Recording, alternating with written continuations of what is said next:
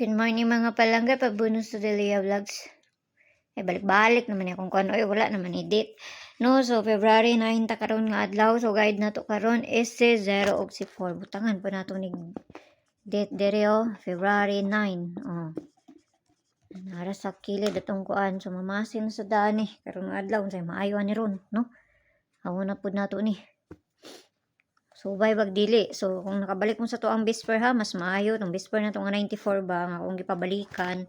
So, ayaw mo pagkumpiyansa sa gahapon nga Bisper, kay basin mamasin to, no?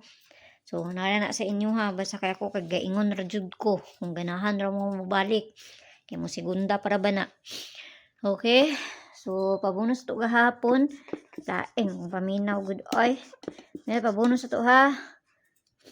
Mga itong pabonus gahapon, balikin ninyo na. Kaya basi mo ko ana. So, ana. Pabonus to gahapon. Mao po niya to ang pair karon nga adlaw na sa 79. 79 na tong pair karon nga adlaw. Pair today, nakapares na siya dito sa Inday, ha? 790, 791, 792, 793, 794, 795. Tapos ang sunod niya, 797, 798 og si 799. So, nara na sa inyo ha. Kung inyo ang abayan, huwag di mong ganahan, ayaw rin nyo abay. Pasagdira na ninyo, no?